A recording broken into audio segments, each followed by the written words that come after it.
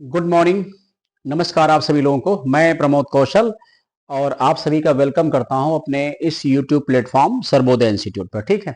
और जैसा कि मैंने कहा कि डेली आपको 1 जनवरी से लेकर के अभी तक करंट अफेयर हमने दिया हुआ है और आगे भी करंट अफेयर चलती रहेगी। हमने कहा आप किसी भी एग्जाम की प्रिपरेशन करते हो, कैसा भी एग्जाम दे रहे हो, आप करंट अफेयर के लिए हमारे प्लेटफॉर्म जरूर जुड़िए। ठीक है, एक दूसरे को सपोर्ट कर दिया करिए। ठीक है, चलिए देखते हैं, स्टार्ट करते हैं। लिखा है 25 जैन 2025। ये एक्चुअली में क्या है कि मैं इसको लिख तो दूं 26 जनवरी में, लेकिन हकीकत में अगर आप देखें, मैंने बात कई बार समझाई भी है कि भाई 26 जनवरी तो भी स्टार्ट होगी रात में 12 बजे के बाद। तो रात में 12 बजे तो न्यूज सब निकल नहीं सकती। न्यूज निकालते निकालते तो भाई रात भर जगते रहिए आप तो सुबह 7 बजे उठ के आप 26 जनवरी न्यूज पढ़ा दीजिए। तो मतलब कहने का आप एक दिन बैक की ही न्यूज देते हो बट लिख देते हो, वो अलग बात है ना। तो भारत सरकार ने किस वर्ष तक 10,000 जीआई टैग का लक्ष्य रखा है? कुछ ज्यादा रख दिया क्या? 10,000 जीआई टैग, इसका मतलब कहने का है कि अपनी ही चीजों में उछाल आना है। भाई जीआई टैग तीन तीन क्षेत्रों में होता है, एग्रीकल्चर है, फूड है, उसके अलावा हैंडलूम वगैरह में, है ना। तो 2026, 2028, 2030 और 2032, तो इसका राइट आंसर 2030 है ना। इसके साथ जाएंगे ना। अभी थोड़ी सी व्याख्या कर देते हैं, इसको ध्यान से पढ़ लीजिएगा ना। हमने हर क्वेश्चन में थोड़ी बहुत व्याख्या दे दी, कहीं कहीं ज्यादा व्याख्या दे दी। हम सोचते कहीं बहुत ज्यादा ना पढ़ा दें डीप में, आप जो बोर हो जाओ। देखो ऑफलाइन क्लास में क्या है, हम आपके चेहरे देख लेते हैं। ये ऑनलाइन है, रिकॉर्डेड है, हमने किसी का चेहरा नहीं देखा। मुझे नहीं पता कि इस विद्यार्थी को कितना स्ट्रेस हो रहा है, तो उतना ही पढ़ाएंगे। 10-15 मिनट मेरा बहुत है। ठीक है। फिर क्या लिखा है, जीआई समागम 2025 नई दिल्ली में आयोजित किया गया।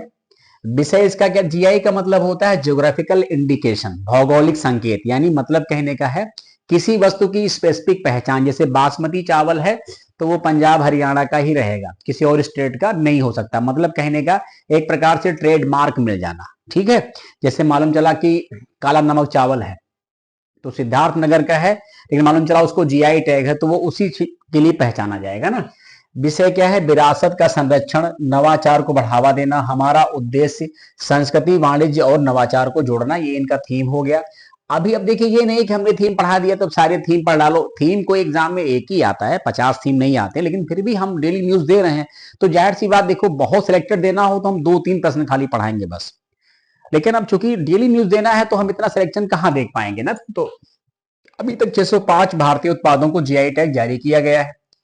केंद्रीय वाणिज्य एवं उद्योग मंत्री, देखिए यही केंद्रीय वाणिज्य उद्योग मंत्रालय ही इसका सुपरविजन करता है। पीयूष गोयल ने घोषणा की कि भारत सरकार 2030 तक भारतीय उत्पादों के लिए 10,000 जीआई यानी भौगोलिक संकेत का लक्ष्य रखा है। अब एक्चुअली में क्या है कि ये 10 वर्षों के लिए जो है जीआई टैग मान्य होते हैं ना। और इसका जो मुख्यालय इंडिया में बनाया गया है, हेडक्वार्टर, वो एक्चुअली में चेन्नई में है। ठीक है। जीआई टैग हमारा एक टॉपिक भी, उसको हम पढ़ाते हैं ना। इसके अलावा क्या है कि सबसे ज्यादा जीआई टैग यूपी, सबसे ज्यादा जीआई टैग वाला जो स्टेट है वो कौन सा है? यूपी है। यहां पर 75 जीआई टैग। सबसे पहले जीआई टैग किसको दिया गया? 2004-5 में दार्जिलिंग जो है चाय को दिया गया। अभी हाल ही में देखेंगे तो अभी हमने उस दिन कहा था वो निकोबार का तेल है जिसको लोगों ने, वर्जिन तेल, जिसको उन्होंने जीआई टैग दिया हुआ। आप मेरे वीडियो में जाइए, आपको सब कुछ मिलेगा। भाई जो विद्यार्थी कभी मिड में पढ़ लेते हैं उनको चाहिए कि 1 जनवरी से आप कंटिन्यू न्यूज को फॉलो कर लो। कुछ वीडियो 8 मिनट के भी हैं। अब हम कोशिश तो कर रहे हैं कि 10 मिनट से कम तो ना हो और 20 मिनट से ज्यादा ना हो, इसके मिड में रहे तो आप पढ़ लेंगे आसानी से ना, नोट कर लेंगे। इसके बाद क्या है, क्वेश्चन बना बना के दे रहे हैं ना आपको हम, थोड़ा ये भी पॉइंट है। अब क्या है यहाँ पॉइंट, अभी हाल ही में लिखा है पांगसाउ पास, पास माने दर्रा होता है, पांगसाउ पास या दर्रा इंटरनेशनल फेस्टिवल कहां मनाया गया ना। तो ऑप्शन है अरुणाचल प्रदेश, मिजोरम, नागालैंड, सिक्किम। राइट आंसर क्या होगा? अरुणाचल प्रदेश। अब इसमें आप नोट करके पढ़ो। देखो नोट में हमने क्या क्या लिखा, बहुत तो नहीं नोट कर दिया। इसमें लिखा है कि पांगसो दर्रा अंतरराष्ट्रीय महोत्सव हर साल अरुणाचल प्रदेश के चांगलांग जिले में स्थित नामपूंग में मनाया जाता है। समझ रहे हैं हमारी बात आप? तो ध्यान रखना, ये सब थोड़ा उधर के स्टेट हैं, नॉर्थ ईस्ट पूर्वोत्तर, थोड़ा नाम वहां रहते हैं इस तरीके। चांगलांग जिले में स्थित नामपोंग में मनाया जाता है। ये दूसरे विश्व युद्ध के दौरान क्षेत्र की समृद्धि, सांस्कृतिक विरासत और उसके ऐतिहासिक महत्व का एक जीवंत उत्सव होता है। मुख्यमंत्री वहां के कौन है? पेमा खांडू साहब हैं। केने क्षेत्र में द्वितीय विश्व युद्ध के अवशेषों को बहाल करके ना पर्यटन को बढ़ावा देने की मतलब योजनाओं पे जोर दिया है। इतना ही पढ़ लीजिएगा, ज्यादा आपसे पूछेगा कुछ है नहीं, ये लिख दिया मैंने आप सबके लिए, और मैं चाहता था आप कम कम कर देता। अब ये जो लिखा है ये काम का है आप लोगों के, ठीक है, सब ज्यादा इस पे ध्यान मत दो। अरुणाचल प्रदेश भारत का सबसे पूर्वी क्षेत्र है, इसमें कोई डाउट नहीं, ये आप सब लोग ज्योग्राफी में पढ़ चुके हो। और देश का सबसे पूर्वी बिंदु जो है किबिधु, ये राज्य के अंजा जिले में स्थित है। अंजा जिले में देखा होगा, एक वो ऐसा क्षेत्र था जहां पर एक ही महिला ने मतदान किया था, एक ही महिला वोटर ही थी, तो उसी ने कर दिया, 100% मतदान हो गया ना। इसके बाद क्या है पॉइंट, फिर कुछ और है अरुणाचल प्रदेश के बारे में। अरुणाचल प्रदेश को उगते सूरज की भूमि या भोर की रोशनी वाले पहाड़ों की भूमि के रूप में जाना जाता है। दुनिया का दूसरा सबसे बड़ा बौद्ध मठ तवांग अरुणाचल प्रदेश में है। दुनिया का सबसे बड़ा, देखिए दूसरा दूसरा जो सबसे बड़ा तवांग में है, और सबसे बड़ा जो बौद्ध मठ है वो पोटला या पोटाला पैलेस तिब्बत में है। ये बात थोड़ी आपके लिए इंपॉर्टेंट है, ये क्वेश्चन तवांग वाला आया है। ये अपने देश का तो सबसे पहला ही है, विश्व का नंबर 2 पे आता है, तो विश्व का नंबर फर्स्ट जो है वो तिब्बत में है, ये ध्यान रखेंगे आप लोग, राइट। एक चीज ये समझ में हो जाएगी। अगला पॉइंट क्या है, फिर लिखा है इसमें, ये देख लो, लिखा हुआ है कि भारत किस वर्ष मानव युक्त अंडर वाटर समरसेबल लॉन्च करेगा। 2025, 26, 27, 28, तो इसका आंसर 25 है। अब इसमें थोड़ी व्याख्या है, पढ़ लेते हैं। केंद्रीय पृथ्वी विज्ञान मंत्री, देखिए यहां मंत्रालय के भी नाम आपके क्लियर हो जाते हैं। केंद्रीय यानी पृथ्वी विज्ञान मंत्री जितेंद्र सिंह ने घोषणा की कि भारत 2025 में डीप ओशियन मिशन के तहत समुद्र में 500 मीटर की गहराई पर अपने पहले मानवयुक्त अंडर वाटर समरसेबल को लॉन्च करेगा, राइट। बात समझ गए, समरसेबल समझते होंगे, अंडर वाटर ही पानी के लिए होता है वो नीचे तरफ, यहां समुद्र से मैटर है।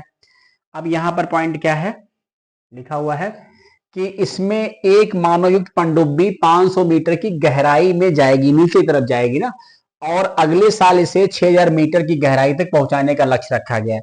इस पनडुब्बी का नाम मत्स्य 6000 है। इस मिशन का उद्देश्य समुद्र की गहराई में अनुसंधान करना है। समुद्र के नीचे भारत का पहला मिशन है। इसमें 3 लोग बैठकर नीचे जाएंगे, ये बात कही गई है। पनडुब्बी टाइटेनियम से बनी है, इसे चेन्नई में राष्ट्रीय महासागर प्रौद्योगिकी संस्थान ने बनाया है। अगर बहुत डीप में जाते हैं तो इस प्रकार के प्रश्न आपके एग्जाम में पूछेंगे, बट कभी ये नहीं पता होता है कि वो कैसा प्रश्न पूछेंगे। बहुत लेवल सिंपल है, ग्रुप सी ग्रुप डी है, तो फिर बहुत सिंपल क्वेश्चन आएंगे, इतने डीप में नहीं जाएंगे। आपका बड़ा टारगेट ए क्लास बी क्लास की जॉब है, तो फिर कुछ भी पूछ सकते हैं जोड़ करके, इसके लिए अलर्ट रहिए हमेशा।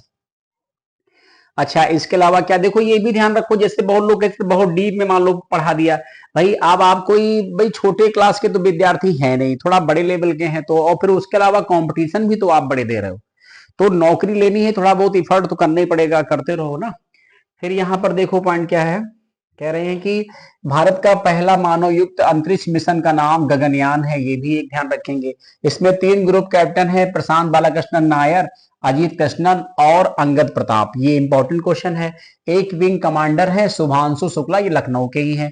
इससे पहले जो एक महिला रोबोट के तौर पर भेजी गई थी उसका नाम क्या था, व्योमित्र है, याद आ गया होगा, एक लेडी भेजी गई थी ना रोबोट के फॉर्म में। इसके बाद क्या है, रोबोट ही था वो, रियल लेडी नहीं थी भाई चलिए ध्यान रखिएगा इस बात को, कुछ और समझ बैठे हैं वहां आप।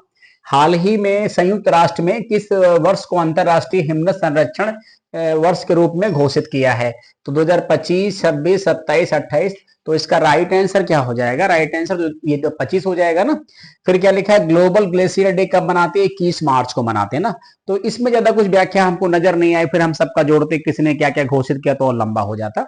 तो ये सब चीजें ध्यान रखना, नोट कर लीजिएगा, आप यही नोट करिएगा कि अंतरराष्ट्रीय हिमनद संरक्षण वर्ष के रूप में यूएन ने कौन सा वर्ष लिया, 2025 लिया है, ठीक है। चलो ये ऐसा करता रहता है यूएन।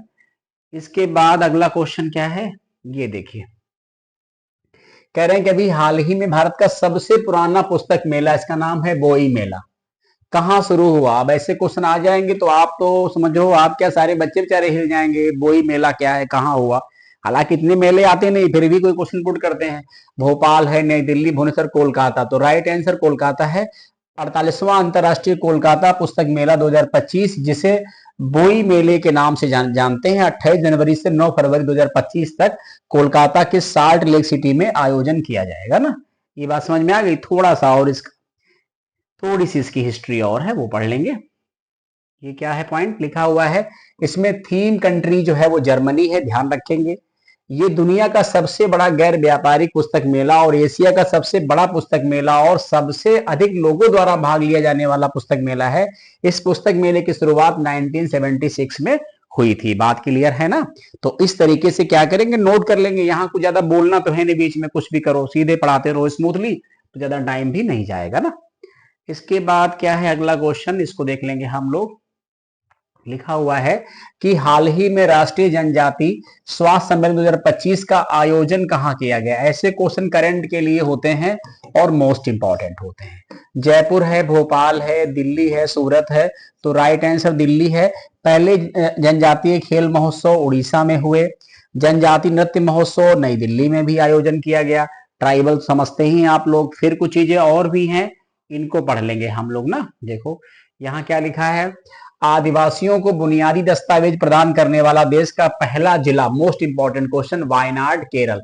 इसी वायनाड से जो है राहुल गांधी जी सांसद हैं। रायबरेली से भी वो हुए थे, लेकिन रायबरेली से उन्होंने क्या कर दिया, आप थोड़ा समझ लीजिए पॉइंट। वायनाड और रायबरेली दोनों से वो सांसद थे, लेकिन उनको मालूम था कि अगर हम वायनाड सांसद रहेंगे केरल से तो फिर हमको रायबरेली सीट छोड़नी पड़ेगी, और रायबरेली सीट फिर बीजेपी समस्या खड़ी कर देती। तो रीजन कहने क्या था, उन्होंने रायबरेली से अपने आप को सांसद बनाए रखा। वायनाड से उनकी बहन जो है प्रियंका गांधी वाड्रा, वो प्रेजेंट टाइम में सांसद है ना। लेकिन एक समय तक अगर आप देखें तो 19 से लेकर 24 तक राहुल गांधी ही वायनाड से सांसद रहे। केरल में पड़ता है संसदीय क्षेत्र। अभी देखा होगा बहुत सारी वहां पर जो है नेचुरल एक्टिविटी हो गई थी। और इसके अलावा एक है, ये लिखा है समक्का सरक्का जनजाति विश्वविद्यालय तेलंगाना के मुलुगु जिले में स्थापित किया जाएगा। ये प्रधानमंत्री जी ने इसकी स्थापना का प्रस्ताव रखा है। ये पहला विश्वविद्यालय वहां का होगा। ठीक है, समक्का सरक्का जनजाति विश्वविद्यालय तेलंगाना के मुलुगु जिले में ना। अगला क्वेश्चन देखिए, मोस्ट इंपॉर्टेंट, बढ़िया क्वेश्चन है ना, तो अच्छा ध्यान रखिएगा। इसमें ये देखिए लिखा है, कह रहे हैं अभी रक्षा मंत्री राजनाथ सिंह ने युद्ध क्षेत्र में निगरानी प्रणाली को लॉन्च किया, उसका क्या नाम है। संजय है, विजय है, धनंजय है, अर्जुन है। कुछ ऐसे ऑप्शन दिए गए हैं, तो इसका राइट आंसर क्या होगा, संजय होगा। संजय एक्चुअली में क्या है, ये जो महाभारत आपने देखी है उसमें धृतराष्ट्र के पास एक आदमी था संजय, और वही जो है पूरा, क्योंकि धृतराष्ट्र तो अंधे थे और उसी को भगवान श्री कृष्ण ने दिव्य दृष्टि प्रदान की थी कि वो अपने वहीं से बैठे बैठे सब कुछ देखता रहेगा युद्ध में क्या क्या हो रहा। तभी वो पूछते थे ना धृतराष्ट्र, संजय बताओ अब क्या चल रहा, तो यही समस्या थी ना। तो संजय, ऐसे लोग होते हैं संजय। अब यही राजनाथ सिंह ने इसका ये कर दिया। अब यहाँ देखो पढ़ लो, ये उसकी व्याख्या दे रखी, और डीप में समझ जाओगे। रक्षा मंत्री राजनाथ सिंह ने नई दिल्ली से युद्ध क्षेत्र निगरानी प्रणाली संजय को हरी झंडी दिखाकर रवाना किया। ये सेना के लिए तीसरी आंख का काम करेगी। देश की ये आधुनिकतम निगरानी प्रणाली जमीनी और हवाई क्षेत्र की जानकारी सेंसर से एकीकृत करती है। ये सीमाओं की निगरानी और घुसपैठ को रोकने में कारगर होगी। संजय का ये जलवा है। संजय को भारतीय सेना और भारतीय जो है तो इलेक्ट्रॉनिक्स लिमिटेड बीईएल ने विकसित किया है। इस साल को रक्षा मंत्रालय में सुधारों का वर्ष घोषित किया गया। पूछ लेंगे, इंपॉर्टेंट है कि रक्षा मंत्रालय ने 2025 का वर्ष कौन सा घोषित किया है, तो सुधारों का वर्ष है, ध्यान रखना। ठीक है, ये सारी बातें। इसके बाद क्वेश्चन अगला है, देख लो। ये भी अच्छा क्वेश्चन है, इंपॉर्टेंट है आप सबके लिए। कह रहे हैं कि अभी हाल ही में दुनिया का कौन सा देश सबसे बड़ा डेटा सेंटर बना रहा है। ठीक है, भारत है, चीन है, ऑस्ट्रेलिया, जर्मनी। तो वो लोगों का दिमाग इन्हीं दो पे चलता है। वैसे इसका राइट आंसर भारत है, इंडिया होगा। और इसकी व्याख्या पढ़ लीजिए आप तो समझ में आ जाएगा। यहां आ जाओ भाव। ठीक है, डेटा देखो। कह रहे हैं पॉइंट की मुकेश अंबानी की अगुवाई वाली रिलायंस समूह भारत में दुनिया का सबसे बड़ा डेटा सेंटर जो है स्थापित करेंगे, बना रहे हैं। समाचार एजेंसी ब्लूमबर्ग की रिपोर्ट के अनुसार अंबानी गुजरात के जामनगर में कहां बनाएंगे, डेटा सेंटर स्थापित कर रहे हैं, जिसकी कुल क्षमता 3 गीगावाट होने की उम्मीद है। डेटा सेंटर दुनिया भर में एआई दौर में भारत की क्षमताओं को और मजबूत करेगा। 7500 से अधिक डेटा सेंटर हैं अभी दुनिया भर में ना। तो ये सबसे बड़ा जामनगर में बनेगा और ये इंडिया करेगा, रिलायंस इंडस्ट्रीज ना। चलो अगला पॉइंट क्या है, माइकल मार्टिन दूसरी बार किस देश के प्रधानमंत्री बनेंगे, क्या बात है ना। तो ऑप्शन है Ireland, Finland, Netherland, Mexico. Right answer Ireland है। माइकल मार्टिन दूसरी बार आयरलैंड के प्रधानमंत्री बनेंगे। थोड़ा यहां इनकी पार्टी बहुमत नहीं मिला, गठबंधन वाला मामला बना है। चुनाव में मार्टिन की पार्टी ने सबसे ज्यादा सीटें जीती, लेकिन वो पूर्ण बहुमत हासिल नहीं कर पाई। उनकी पार्टी नाम क्या है? फियाना फेल। आप सोचो, नाम ऐसे हैं पार्टी के कि आप खुद सुन के हैरत में आ जाओ। फियाना फेल ने फाइन गायल और कई निर्दलीय सांसदों के साथ गठबंधन किया है। ये फाइन गायल भी पार्टी नाम है आयरलैंड की। ठीक है, इसके बाद क्या है पॉइंट? इसके बाद लिखा है अब उनकी पार्टी फियाना फेल ने फाइन गल और कई निर्दलीय सांसदों के साथ गठबंधन कर लिया। समझौते के तहत मार्टिन साहब जो 64 साल के हैं 3 साल के लिए प्रधानमंत्री होंगे, जबकि फाइन गायल के साइमन हैरिस वो प्रधानमंत्री होंगे। गठबंधन का मामला चल रहा है ना। इसके बाद हमारा ये क्वेश्चन क्या है? आज का लास्ट क्वेश्चन है, हमें लग रहा है ये इंपॉर्टेंट बहुत है क्वेश्चन। ये ऐसे क्वेश्चन आते जरूर है। राष्ट्रीय मतदाता दिवस कब मनाया जाता है? 23 जनवरी, 24, 25, 29 जनवरी। तो राइट आंसर 25 जैन। अब करेंगे इसकी हम लोग व्याख्या अच्छे से। देखो, इसकी शुरुआत पूर्व राष्ट्रपति प्रतिभा पाटिल ने पहली बार वर्ष 2011 में शुरुआत की थी। इस साल ये 15वां राष्ट्रीय मतदाता दिवस मनाया जा रहा है।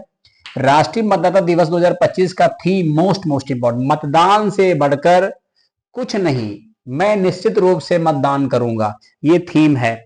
ऐसा हमारे यहाँ जो चीफ मतलब इलेक्शन कमिश्नर है वो इसको प्रमोट करते हैं। आइकॉन भी होते हैं। फिर इसके बाद क्या लिखा है?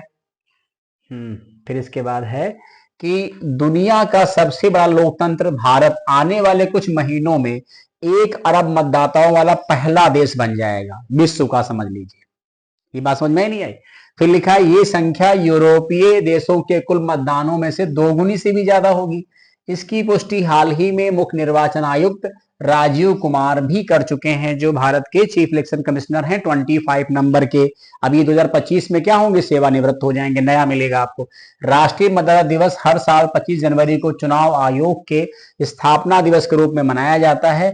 आयोग की स्थापना 25 जनवरी 1950 में इसी दिन हुई थी। अब बात समझ में नहीं आया तो एक क्वेश्चन वो पूछ सकते हैं कि भारत के प्रथम मुख्य निर्वाचन आयुक्त कौन रहे? तो इनका नाम है सुकुमार सेन। ये सब आप पढ़ लीजिएगा ना। और हम एक क्वेश्चन आपको और दे रहे हैं कि भारत की पहली महिला मुख्य निर्वाचन आयुक्त का नाम क्या है? First lady chief election commissioner. ये मुझे आप कमेंट कर दीजिएगा, ठीक है। और हमें लगता है इसके बाद कुछ भी नहीं है पढ़ाने के लिए। थैंक यू सो मच है आप सबको। और जिस तरीके से आप वीडियो देख रहे हैं बढ़ चढ़ के, एक दूसरे का सपोर्ट कर दे रहे हैं आप सभी लोग, इसके लिए बहुत बहुत धन्यवाद आप सभी को। जुड़ते रहिए, पढ़ते रहिए, जहां कोई प्रॉब्लम आए कमेंट करिए, डेफिनेट आई विल रिप्लाई, ठीक है। Thank you so much.